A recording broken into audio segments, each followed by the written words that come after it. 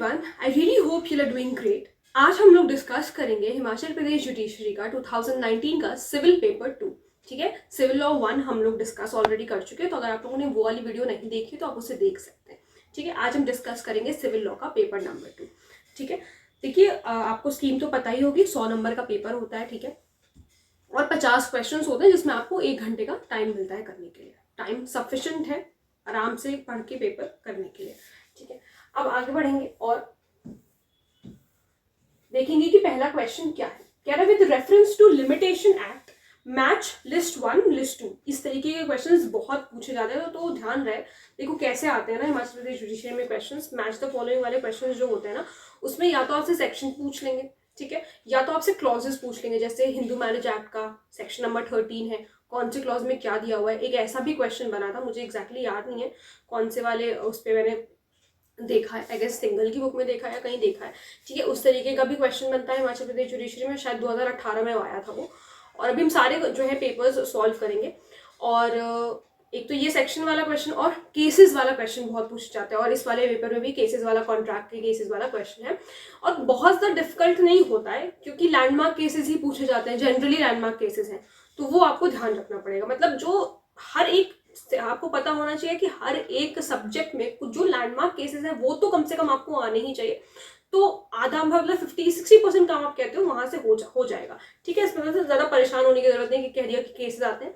तो अगर आप प्रिपेयर करें तो आपको पता है कि किस तरीके का पेपर पैटर्न वहां पर होता है। कंसेप्चुअल बेस्ड ज्यादा क्लैरिटी आपको चाहिए, सेक्शन याद होना चाहिए और केसेस पता होने चाहिए, दैट्स ऑल। ठीक है, अब सबसे पहले क्या है, extension of prescribed period in certain cases कौन से में है, इफेक्ट ऑफ फ्रॉड और mistake, effect of acknowledgement in writing, bar of limitation. तो एक्सटेंशन ऑफ प्रिस्क्राइब्ड पीरियड कहाँ पर दे रखा है, फ्रॉड और मिस्टेक का जो है वो 17 में है। ठीक है, देखो फ्रॉड और मिस्टेक का जो सिस्टम है वो 17 में दे रखा है, तो थर्ड तो ये हो गया। ठीक है, एक्सटेंशन हमें 5 में बता रखा है कि एक्सटेंड किया जा सकता है continuation of delay. Acknowledgement writing में 18 में होनी चाहिए, और बार ऑफ लिमिटेशन हमें लगा रखा है फर्स्ट में। तो सेकंड थर्ड फोर्थ और फर्स्ट, सेकंड थर्ड फोर्थ और फर्स्ट, ए वाला हमारा सही हो जाएगा। उसके बाद आगे बढ़ो। Statement number 1 says acquisition of easements by prescription has been provided under section 25 of Limitation Act, which provides for use of light or air to or for any building without interruption for 20 years। ध्यान रखिएगा 20 साल का हाँ दे रखा है, government के case में 30 साल दे रखा है, वो याद रखना है। The right to such access and use of light or air shall be absolute और indefeasible होना चाहिए, मतलब कि इंटरप्टेड नहीं होना चाहिए, एब्सोल्यूट होना चाहिए। 20 साल तक किसी भी तरीके की कोई भी इंटरप्शन ना हुआ हो। Each of the said periods of 20 years shall be taken to be a period ending within 3 years। नहीं, ये 3 years नहीं है, ये 2 साल है। अगर आपने प्रोवाइजो सही से पढ़ा है, सेक्शन नंबर 25 सही से पढ़ा है, तो आपको पता होगा कि तीसरा वाला जो स्टेटमेंट है वो गलत है। तो हम यही 3 years से पकड़ लेंगे कि गलत है, हालांकि आपको पूरा स्टेटमेंट पढ़ना है। ठीक, अब इसका जो आंसर है स्टेटमेंट नंबर 1, स्टेटमेंट नंबर 2 आपका करेक्ट है, तो सी वाला आंसर आपका सही हो जाएगा। फिर कह रहा है in case of suits relating to tort of trespass, the period of limitation for filing a suit कितना टाइम है, 3 साल का टाइम है।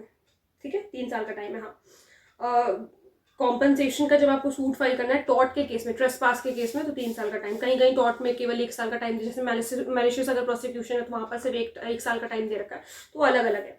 ठीक, any suit for which no limitation period. अब ये बताइए कि अगर कोई भी लिमिटेशन पीरियड नहीं बता रखा है किसी भी पर्टिकुलर सूट के लिए, तो क्या लिमिटेशन पीरियड होगा उसके लिए, हम क्या लिमिटेशन पीरियड काउंट करेंगे, कब से जो है कॉज ऑफ एक्शन अराइज होगा, और आप जो है कॉज ऑफ एक्शन अराइज होने के बाद कब तक आप सूट इंस्टीट्यूट कर सकते हैं, तो 3 साल तक कर सकते हैं। ये बात ध्यान रखना, ये भी कई बार जो है पूछा गया है। ठीक है, आई गेस ये 2023 में भी एक क्वेश्चन रिपीट हुआ है फिर से। ठीक है, तो ये तो 2019 का है, 2023 का भी इसके बाद, मतलब क्रिमिनल लॉ कंप्लीट होने के बाद 2019 वाला हम 2023 का पेपर सॉल्व करेंगे। ठीक है, the following is are the objectives of the limitation act. क्या ऑब्जेक्टिव है, there should be never an end. क्या ऐसा है, नहीं, बिल्कुल ऐसा नहीं है, पहला ही स्टेटमेंट गलत है। कह रहा है विजिलेंटी नॉन डॉर्मेटिबस ज्यूरा सर्विटी, या इसका जो भी मतलब है, मतलब प्रोनाउंस तो मैं भी ज्यादा नहीं कर पाती, बट हाँ लिखना आता है, तो अगर आपको लिखना आता है that is more than enough. कुछ ऐसे होते हैं जो आपको प्रोनाउंस करना आना चाहिए, पता चला इंटरव्यू में कभी पूछ लिया तो। अच्छा, और ये कि इसका जो मीनिंग है वो आप लोग मुझे कमेंट सेक्शन में बताएंगे कि क्या मीनिंग है। It bars the judicial remedy but the substantive right itself survives. Judicial remedy तो बार कर देता है लेकिन सब्सटैंटिव राइट सर्वाइव करता है। हाँ, लिमिटेशन एक्ट का यही पर्पस है and continues to be available in other ways. Limitation act में नहीं है लेकिन और अदर वेज में जो है आपकी राइट जिंदा रहती है, ठीक है।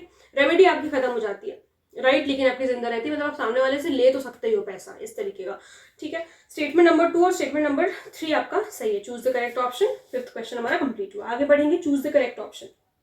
As per Section 3 of the Limitation Act, in a suit instituted after the prescribed period, suit जब इंस्टीट्यूट किया गया प्रिस्क्राइब्ड पीरियड के बाद of the institution, the plea of limitation, क्या लिमिटेशन की plea may be waived by the defendant, defendant क्या plea अपना wave of कर देगा लिमिटेशन की जो लगाने की है, कि not be ignored and such suits shall be dismissed, waived by both the parties to which such waived by both the parties to the suit with consent or can be ignored by the court।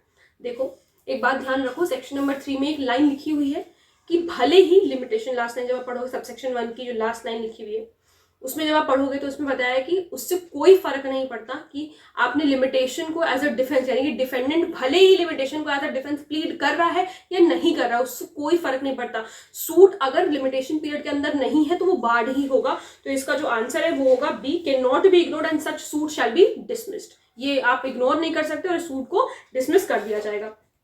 फिर as per section 14 subsection 1 of the limitation act, देखो limitation act से कितने questions पूछे गए हैं। Provides for exclusion of time, just छोटा सा act है लेकिन उसमें से एकदम डीप में जाकर के क्वेश्चंस पूछे गए हैं। बहुत सिंपली क्वेश्चंस है, कोई बहुत ऐसे डिफिकल्ट क्वेश्चन नहीं है जो आपको नहीं पता और आप नहीं कर सकते हो, ठीक है।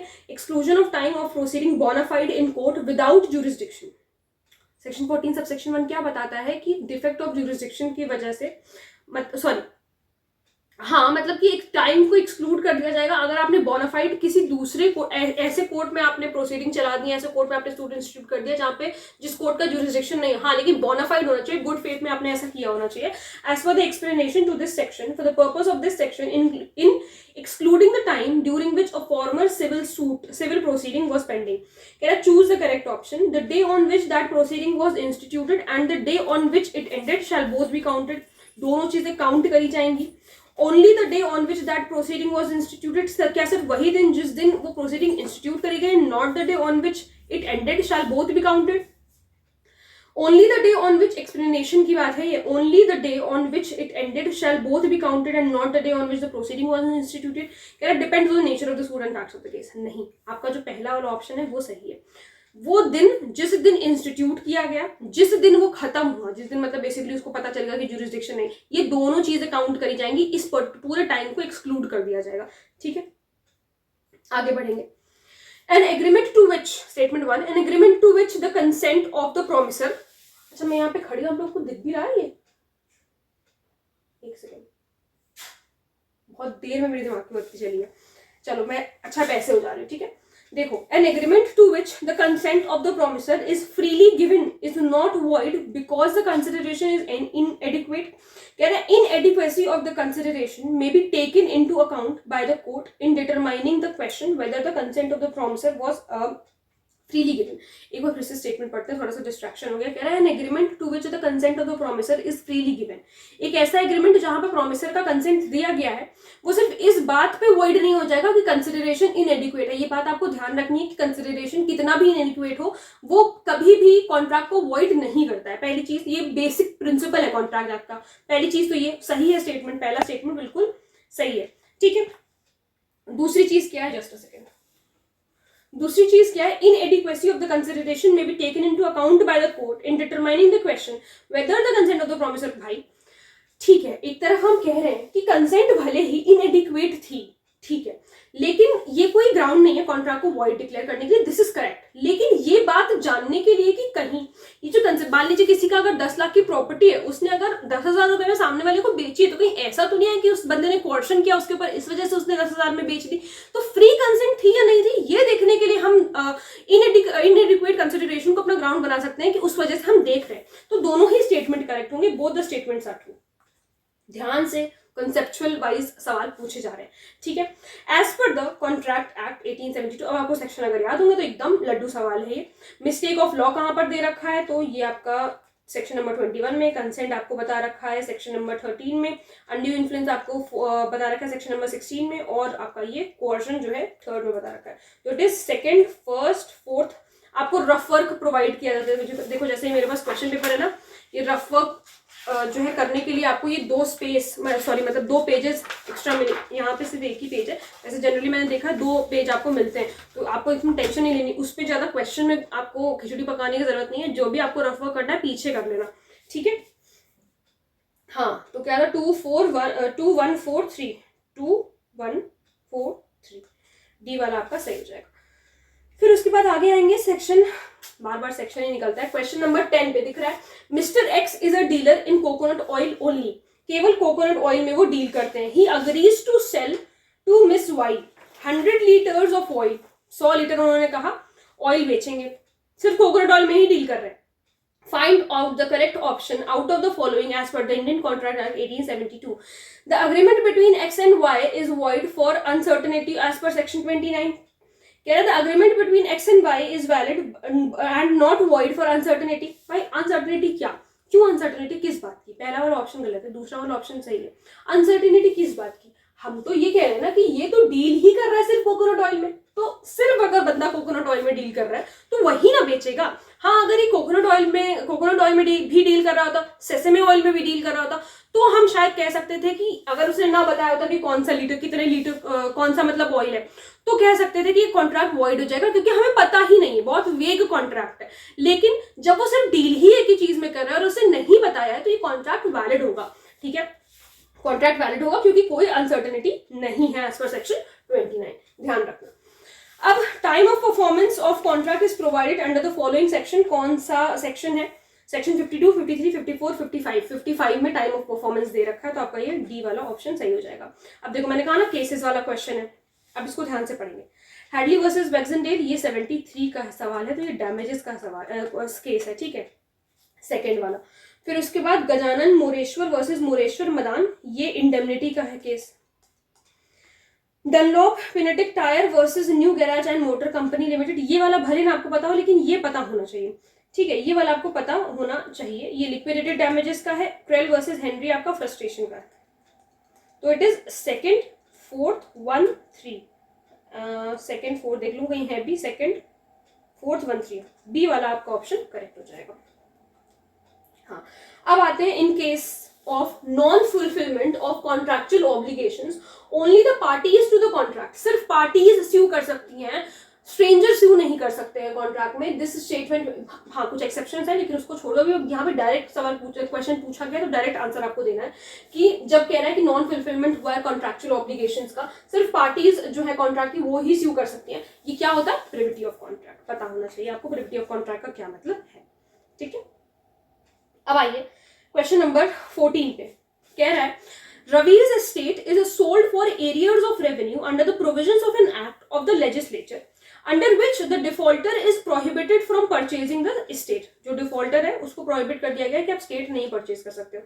Shyam upon an understanding with Ravi के साथ understanding थी उसकी, becomes the purchaser, वो purchaser बन जाता है, ठीक है Shyam, and agrees to convey the estate, और वो अग्री कर लेता है श्याम कि मैं जो है रवि को एस्टेट कन्वे करूंगा after receiving the purchase price, जब परचेज प्राइस वो उसे दे देगा। Decide the agreement is valid and enforceable as both the consideration and object are lawful, क्या इस बेसिस पर ये है?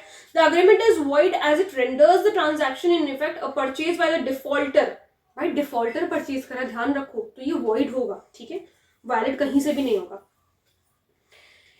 In the Contract Act, the provision about minors agreement is provided under the section minor agreement के बारे में कहाँ पे बता रखा है? सेक्शन नंबर 11 में आपको बता रखा है, ठीक है। फिर आओ सेक्शन क्वेश्चन नंबर 16 पर, कह रहा है सुमन ओज ₹50,000 टू पुष्पा, 50,000 रुपए जो है सुमन को देने हैं पुष्पा को। It is agreed between Suman and Pushpa, Suman और पुष्पा के बीच में ये अग्रीमेंट हुआ है, एंड कुसुम के भी बीच में, मतलब 3 लोग हैं, सुमन, पुष्पा और Kusum, that Pushpa shall accept Kusum as a debtor, ठीक है, डेटर जो है एक्सेप्ट कर लेगी वो इंस्टेड ऑफ सुमन। बात को समझो, सुमन क्या है, सुमन को देने हैं 50,000 रुपए पुष्पा को, ठीक है। 3 लोग कॉन्ट्रैक्ट में अग्री करते हैं, कौन लोग हैं? सुमन, पुष्पा और कुसुम, ये 3 लोग अग्री करते हैं कि पुष्पा जो है जिसको पैसे, मतलब जो क्रेडिटर है वो कुसुम को अपना डेटर एक्सेप्ट कर लेगी सुमन की जगह पर, सुमन की जगह पर वो कुसुम को अपना डेटर एक्सेप्ट कर लेगी. Find the correct option. The old contract between Suman and Kusum comes to an end, वो एंड पे आ जाता है, and new debt from Kusum to Pushpa is created as per section 62. यही आपका आंसर है. दूसरा भी पढ़ लो. The old contract between Suman and Kusum comes to an end and a new debt. ये देखो सेक्शन में खेला क्वेश्चन पूरा सेम ही लिखा हुआ है, बस यहाँ पे 62 लिख दिया, यहाँ पे 65 लिख दिया. There is no consideration new contract. नहीं भाई, कोई ऐसा मतलब नहीं. जब सामने अग्री कर लिया तो कुछ ऐसा करने की जरूरत नहीं. नोवेशन से हो गया ना ये कॉन्ट्रैक्ट. तो जो ओल्ड कॉन्ट्रैक्ट होगा सुमन और कुसुम के बीच में, जो हमारा वो नोवेशन, रिसेशन और ऑल्टरेशन का जो होता है 62 में, वही चीज है. ठीक है. तो ओल्ड कॉन्ट्रैक्ट जो है वो खत्म हो जाएगा और एक न्यू डेट जो है वो शुरू हो जाएगी. Find the wrong statement with respect to creation of an agency as per the provisions. कह रहा है agency can be created by express appointment. Sometimes में agency is created by the conduct of the parties. Wrong statement निकालना है भाई. express appointment से भी हो सकता है. wrong created by the conduct of the parties से भी किया जा सकता है. necessity में create the, हाँ कोई जरूरत आन पड़ी तो भी जो है एजेंसी का रिलेशनशिप हो सकता है. The subsequent ratification of any unauthorized act can never create relationship. ये चीज गलत है कि कोई अगर मान लो रेटिफिकेशन वगैरह है किसी अनऑथराइज्ड एक्ट का, रेटिफिकेशन मतलब एक्सेप्ट कर लिया है किसी अनऑथराइज्ड एक्ट को, वो क्या एजेंसी का रिलेशनशिप नहीं जो है क्रिएट करता, तो ऐसा नहीं होता. ठीक है. वो होता है एजेंसी का रिलेशनशिप. रिवोकेशन एक्सेप्टेंस का कहाँ पर दे रखा है? सेक्शन नंबर 5 में. सेक्शन नंबर 6 में क्या दे रखा है? रिवोकेशन किस तरीके से किया जाएगा, क्या क्या मोड्स है रिवोकेशन के. With reference to doctrine of lis pendens, transfer of property शुरू हो गया. Read the following. It refers to the fraudulent transfer. नहीं. इट इम्पोजेस, गलत हो गया. It imposes a prohibition on transfer or otherwise dealing of any property during the pendency of a suit provided the conditions laid down in the section are satisfied. कह रहा है एक prohibition जो है transfer पे लगा देता है कि भाई जब तक सूट चल रहा है तब तक आप इसको ट्रांसफर नहीं कर सकते. It creates only a right to be enforced to avoid transfer made pendent right and such transfers are valid not voidable. देखो ये तो बिल्कुल नहीं हो सकता. वैलिड नॉट वॉइडेबल कुछ नहीं. वॉइड होता है अगर आपने डॉक्ट्रिन ऑफ लिस पेंडेंस, जब आपका सूट पेंडिंग था उस वक्त वो प्रॉपर्टी ही सब्जेक्ट मैटर था, उस प्रॉपर्टी पर ही सारा विवाद चल रहा था. डिफेंडेंट ने मान लीजिए वो प्रॉपर्टी ही बेच दी तो ये ट्रांसफर वॉइड होगा. ठीक है. वॉइड भी आप नहीं कह सकते हो. बेसिकली जो आपका ट्रांसफर ही है, जिसको डिफेंडेंट ने प्रॉपर्टी बेची है, वो कोर्ट के डिसीजन से बाउंड हो जाएगा. मान लो जैसे अगर डिफेंडेंट केस हार गया तो भाई उसको प्रॉपर्टी देनी पड़ेगी. ये चीज है, वो कोर्ट के कंडीशन से बाउंड होगा, मतलब डिसीजन से. तो आपको यहाँ पर सेकंड और थर्ड सही है. Only second and third are correct. And यहाँ पर लिखा हुआ है बट ठीक है, वो मुझे लगता है टाइपिंग मिस्टेक है. ठीक है. आर होगा. Purushottam transfers property X property को अनुपम को देता है लाइफ के लिए. And after Anupam's death Keshav और विभोर को चली जाएगी वो property to be equally divide करी जाएगी बिटवीन देम, या फिर जो भी उनके सर्वाइवर्स बचेंगे उनको. Vibhor dies during the life of Anupam. Vibhor जो है, विभोर की मृत्यु हो जाती है जब अनुपम जिंदा था. ठीक है. However Keshav survives Anupam. अब केशव बचता है सिर्फ. After Anupam's death decide about the property with reference to the transfer of property act. कह रहा था property X would pass to Keshav as per section 24. As per section 24, the transfer is invalid as per section 10 since it cannot be divided as provided in the original alienation. The disposition of property X cannot take place as per section 28, or the disposition of property can take place. तो ये जो पहला वाला है आपका section number 24 के according Keshav के पास चली जाएगी प्रॉपर्टी. अब देखो फिर वही सवाल है. कंडीशन रिस्ट्रेनिंग एलिएशन सेक्शन नंबर 10 में है. ठीक है. सेक्शन नंबर 10 में ये दे रखा है. फिर उसके बाद सेल आपका सेक्शन नंबर 4 में दे रखा है. Agreement to sell is right in personam, मतलब कि फ्यूचर के लिए आप कर रहे हो. Fraudulent transfer right in rem होता है. एक सेकंड गलत हो गया. यहाँ पर कुछ गलती हो गई है. 4 मैंने 50 थी. वाह. थर्ड ये हो गया. Sale is right in rem. ठीक है. उल्टा हो गया है. और ये 4. तो सेकंड, थर्ड, फर्स्ट और फोर्थ. सेकंड, थर्ड, फर्स्ट और फोर्थ. सी वाला आपका आंसर करेक्ट हो जाएगा. फिर उसके बाद आइए नीचे. कह रहा है with reference to transfer of property Ram Baran versus Ram Mohit AIR 1967. ये बहुत इंपॉर्टेंट केस है जिसे हम, क्या हो रहा है ये रूल अगेंस्ट परपेचुइटी का केस है, बी वाला यहाँ पे करेक्ट हो जाएगा, ये ध्यान रखना, मुझे दिखना बंद हो गया क्योंकि अब देखो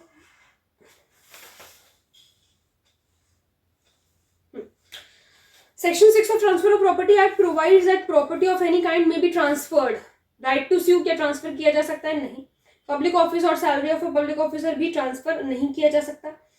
the chance of here apparent, आपको ऐसा लग रहा है कि प्रॉपर्टी आपके पास जाएगी, अभी आपके पास गई नहीं है, आपको लग रहा है फ्यूचर में प्रॉपर्टी आपके पास जाएगी और आप उसको अभी ट्रांसफर कर दो, ऐसा नहीं हो सकता। एंड ईजमेंट, सिर्फ और सिर्फ क्या ईजमेंट कोई ट्रांसफर कर सकता है क्या? जैसे फॉर एग्जाम्पल, इसमें मैं आपको नहीं बता सकती लेकिन ऐसे समझो, अच्छा हाँ ओके, ये मान लो घर है, ठीक है, इस घर से लगी हुई कोई यहाँ पर जगह है जो कि चाहिए, यहाँ पर चाहिए, जिस भी ये देखो जो घर होता है ना डोमिनेंट हेरिटेज होता है, ठीक है, जो जगह होती है जैसे हम ईजमेंट बोलते हैं, ये सर्वेंट हेरिटेज होता है। बेसिकली अगर आपको ये चीज ईजमेंट ही ट्रांसफर करना है, ये जगह अगर देनी है लोगों को कि मतलब आराम से आ जा सके, तो ये घर भी साथ में ट्रांसफर करना होगा। तो सिर्फ और सिर्फ ईजमेंट ट्रांसफर नहीं किया जा सकता डोमिनेंट हेरिटेज से हटा करके, तो यहाँ पर चारों ही प्रॉपर्टी जो है वो ट्रांसफर नहीं हो सकती। सी वाला आपका करेक्ट हो जाएगा। फिर उसके बाद कह रहा है कंडीशनल ट्रांसफर कहाँ दे रखा है, तो सिंपल सा सवाल है, सेक्शन नंबर 25 में दे रखा है, ध्यान से पढ़ना, इसको पता होना चाहिए आपको मॉर्गेज की सारी definitions. In a mortgage under transfer of property act, the mortgagor delivers possession of the mortgaged property to the mortgagee, ठीक है, उनको डिलीवर करता है, and authorises him to retain such possession, और कहता है कि अपने पास रखो प्रॉपर्टी जब तक कि मैं पेमेंट ना कर दूं मॉर्गेज मनी की। ये जो पोजेशन जो चला जाता है ना मॉर्गेजी के पास, केवल एक ही उस पर जाता है, एक ही तरह का मॉर्गेज जिसे हम यूज ऑफ फ्रैक्चरी मॉर्गेज कहते हैं, ठीक है, ये बात ध्यान रखिएगा। फिर सेक्शन नंबर 26 क्या कह रहा है, where on transfer of property and interest there in is created. देख रहे हैं कितने जो है मैच द फॉलोइंग वाले सवाल है। चलिए, where on transfer and interest there in is created in favour of a person without specifying the time when it is to take effect, और in terms specifying that it is to take effect forthwith और on the happening of event, जो कि होगा ही, जो कि which must happen, तो certain event है, जहां सर्टेन इवेंट आया बिना जो है दिमाग लगाए हुए वेस्टेड इंटरेस्ट, ठीक। लीज की डेफिनेशन कहाँ दे रखी है, आपको दे रखी है सेक्शन 105 में। ड्यूरेशन कहाँ दे रखा है, 106 में। डिटर्मिनेशन कहाँ दे रखा है, 111 में। डेफिनेशन गिफ्ट की कहाँ दे रखी, 1 में, मतलब 122 में। Fourth second third 1, fourth second third, D वाला आंसर करेक्ट हो जाएगा। कह रहा है where gift consist of donor's whole property, ध्यान से सुनना, होल प्रॉपर्टी की बात हो रही है, सारी प्रॉपर्टी जो है ट्रांसफर करी, सारी प्रॉपर्टी गिफ्ट करी जा रही है। The Downey is personally liable, सारे डेट के लिए वो लाइबल होगा जो भी डोनर के हैं, जब उसने गिफ्ट दिया, उस जो भी प्रॉपर्टी उसको मिली उस एक्सटेंट तक केवल लाइबल होगा। तो जब सारी प्रॉपर्टी ट्रांसफर होती है किसी भी डोनर की, तो वो यूनिवर्सल गिफ्ट ही कहलाता है, ध्यान, सॉरी यूनिवर्सल डोनी ही कहलाता है। फिर उसके बाद कह रहा था period of limitation to recover possession of immovable mortgaged property afterwards transferred by the mortgagee for a valuable consideration. क्या होगा पीरियड ऑफ लिमिटेशन, 12 साल है, ध्यान रखना, ठीक है।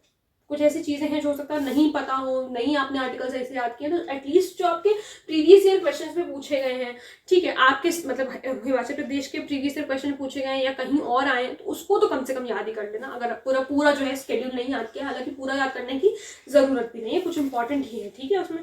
तो 12 साल होगा ये टाइम पीरियड। फिर उसके बाद कह रहा है for the purpose of limitation act 1963 the prescribed period means the period of limitation prescribed for any suit. Limitation period अलग होता है, प्रिस्क्राइब पीरियड अलग होता है, ये आपको डिफरेंस पता होना चाहिए। लिमिटेशन, जो पीरियड ऑफ लिमिटेशन प्रिस्क्राइब किया गया किसी भी सूट के लिए, अपील के लिए, एप्लीकेशन के लिए स्केड्यूल में, ठीक, the period of limitation computed, और फिर उसके बाद जो कैलकुलेट करके पीरियड ऑफ लिमिटेशन जो भी कुछ निकला हुआ है, वो सारी चीजें ही प्रिस्क्राइब पीरियड में आएंगी, बोथ ए एंड बी। फिर उसके बाद अब रेंट कंट्रोल वाला आ गया है, the increase in Standard rent under HP Urban Rent Control Act 1987 shall be automatic and if there is any dispute between the landlord, कोई अगर dispute है landlord में and the tenant in regard to any increase या decrease rent में, such dispute shall be decided by the controller। controller तो decide करेगा कौन से section में करेगा, 5(3) में, ठीक है, ये आपको याद होना चाहिए। फिर उसके बाद अपॉइंटेड डे कौन सा है, पहली डेफिनेशन इसी की है अपॉइंटेड डे की, रेंट कंट्रोल में तो 18 अगस्त है, ये याद रखना, क्योंकि पूछा गया है तो दोबारा पूछा जा सकता है, क्योंकि क्वेश्चंस रिपीट हुए 2023 में भी। The order of succession in the event of death of the person continuing in possession after the termination of tenancy, ये आपको रेंट कंट्रोल में दे रखा है कि जब टेनेंसी खत्म हो गई है, मतलब जब उसकी डेथ हो गई, जिस जो person tenant as a tenant रह रहा था, जब उसकी डेथ हो गई तो उसके फिर जगह पर कौन लोग वहां एज अ टेनेंट रह सकते हैं वो बताया हुआ है। तो देखो सबसे पहले तो स्पाउस है, तो पहले तो हो गया बी, ठीक। फिर उसके बाद सन और डॉटर या बोथ, ठीक है। फिर उसके बाद पेरेंट्स और फिर डॉटर इन लॉ है, तो बी ए सी डी ये है आपका, ये याद रखना, ठीक। फिर उसके बाद with reference to HP rent control act match list 1 list 2 को से मैच करना है। डिपॉजिट ऑफ रेंट, एक second, deposit of rent by the tenant, ये फर्स्ट में ही है, मतलब सेक्शन नंबर 21 में है। और फिर उसके बाद fine premium not to be charge for grant renewal, ये सेक्शन नंबर 8 में है। कटिंग ऑफ, ये आई गेस सेक्शन नंबर 11 में है, हाँ सेक्शन नंबर 11 में ही है ये चीज, कटिंग ऑफ। और आपका ये लैंडलॉर्ड, ये वाला लैंडलॉर्ड वाला आपका है, अब एक ही बचा सेक्शन नंबर 13। तो आपका फर्स्ट, फोर्थ, थर्ड और सेकंड, फर्स्ट, फोर्थ, थर्ड और सेकंड, डी वाला आपका ऑप्शन सही हो जाएगा। फिर आओ as per proviso section number 7, देखो प्रोवाइजो से भी क्वेश्चन बना है। HP rent control act, urban rent control act, any agreement for the payment of any sum in addition to by standard rent से एक्सेस, आप कुछ नहीं, तो अगर आप मतलब दिमाग लॉजिक भी लगाओगे तो भी स्टैंडर्ड रेंट जितना सेट कर दिया गया उसके ऊपर आप जाकर के रेंट एक्सेस में रेंट नहीं वसूल कर सकते हो। तो अगर ऐसा किया होगा तो ये नल एंड वॉइड होगा, सिर्फ और सिर्फ वॉइड नहीं। अगर सिर्फ वॉइड लिखा है, दूसरा ऑप्शन नल एंड वॉइड है, तो नल एंड वॉइड आपका आंसर होगा, ठीक है, नल एंड वॉइड। आगे आओ, under HP rent control act the controller shall fix the standard rent dash of the aggregate cost of the construction and the market price of the land comprised in the premises on the date of commencement of the construction whole in case of non-residential building। 10% इसके लिए है, 15% इसके लिए है, तो ये आपका B वाला ऑप्शन सही हो जाएगा। फिर आओ, when the standard rent has been fixed under section 4, जब स्टैंडर्ड रेंट एक बार फिक्स कर दिया गया, नो फर्दर इंक्रीज और डिक्रीज, कितने दिन तक नहीं कर सकते, एक बार स्टैंडर्ड रेंट जो है वो फिक्स कर दिया गया है सेक्शन नंबर 4 में, तो आप उसको बढ़ाया घटा नहीं सकते हो कम से कम 3 साल तक, ठीक है, ये मिनिमम पीरियड है, आप परमिसेबल नहीं है ये बिल्कुल भी कह रहा। फिर for conversion of residential building, residential building को नॉन रेजिडेंशियल बिल्डिंग में जब कन्वर्ट किया जा रहा है तो कौन से सेक्शन में ऐसा हो रहा है, सेक्शन नंबर 12 में ऐसा हो रहा है। डायरेक्ट क्वेश्चन पूछे गए, section number 12 states written permission जो है वो रिक्वायर्ड होगी। सेक्शन, अच्छा यहाँ पर अच्छा अलग अलग भी दे रखा है, written permission of the controller, सिर्फ और सिर्फ कंट्रोलर की आपको परमिशन की जरूरत होती है, ठीक है। यहाँ पर जो मेन अथॉरिटी है ना वो कंट्रोलर ही है देखा जाए तो, ठीक। फिर उसके बाद controller shall be deemed to be a magistrate, magistrate माना जाएगा सेक्शन नंबर 31 के अंदर, ठीक है। और 2023 में इसका उल्टा पूछा था कि section number, I guess if I am not wrong, 2023 में इसका उल्टा पूछा था कि सेक्शन नंबर 31 में मतलब नहीं 2023 में ये पूछा था कि कलेक्टर के पास कौन कौन सी पावर होंगी, तो सिर्फ कलेक्टर के पास एक पावर है रिकवरी ऑफ फाइन की, जो कि वो एज अ मैजिस्ट्रेट एक्सरसाइज करता है, ठीक है। Statement 1, if the landlord neglects और fails to make within a reasonable time after receiving a notice in writing any repairs, कुछ भी रिपेयर्स वो नहीं कर पाता, which he is bound to make under section 13 subsection 1 HP urban rent control act, the tenant may make the same, वो खुद कर सकता है और वो डिडक्ट कर लेगा एक्सपेंसेस, जो भी मतलब भाई अगर जैसे हम लोगों ने राजस्थान रेंट कंट्रोल एक्ट पढ़ा था ना, उसमें भी वो जो है टेनेंट खुद कर ले रहा था, लेकिन उसके बाद वो ऑब्वियसली उससे कॉम्पनसेशन मतलब जो भी कुछ पैसा उसका खर्चा होगा वो ले रहा था, ठीक है।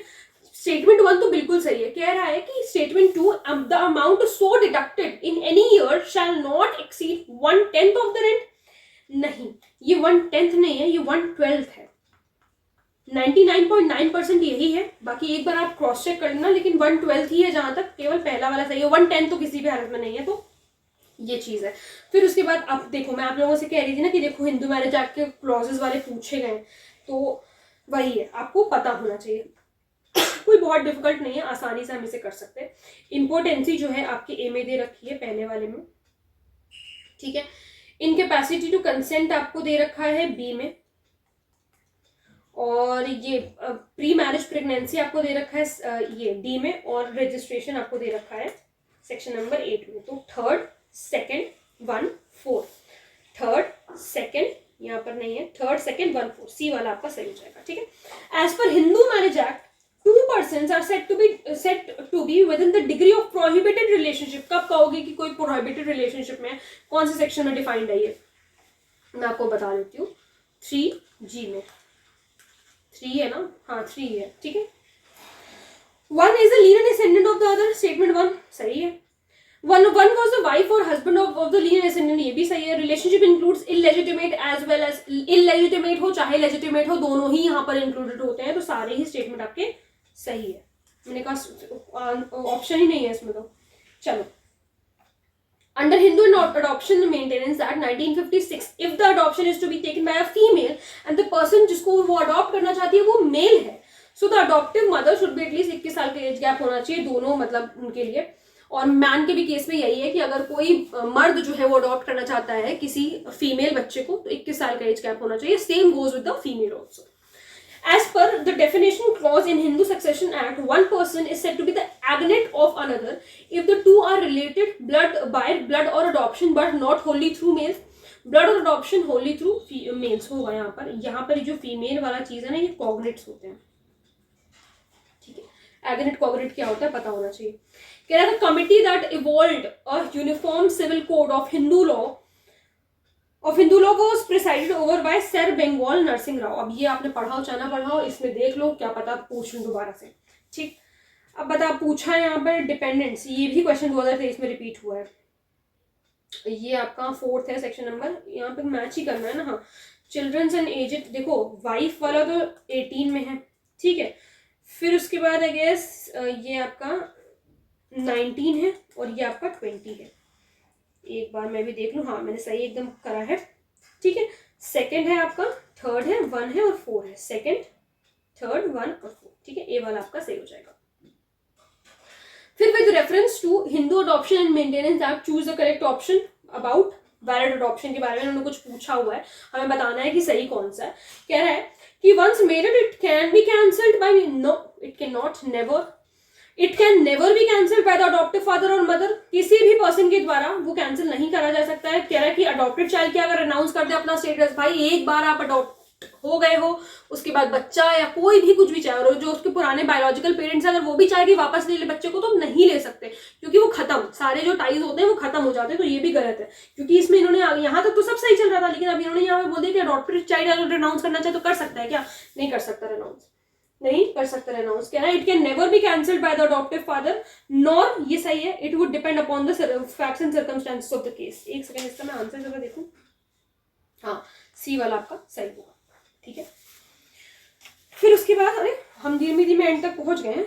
फिर welfare of the minor Paramount consideration, सबसे इंपॉर्टेंट सेक्शन, ये माइनर वाले जो एक्ट है, माइनॉरिटी एंड गाइडेंशिप वाला एक्ट, सेक्शन नंबर 6 और सेक्शन नंबर 13। कुछ नहीं पढ़ा तो ये जरूर पढ़ लेना, ठीक है, सवाल इसी से बनेंगे, तो ये आपको ध्यान रखना है। फिर उसके बाद अंडर हिंदू लॉ, गीता जगदीश मैगने versus sorry Mangtani versus Jagdish Mangtani AIR 2005, ये आपका मेंटेन नहीं डिजर्शन का केस है, ठीक है, डिजर्शन का केस है गीता जगदीश वाला।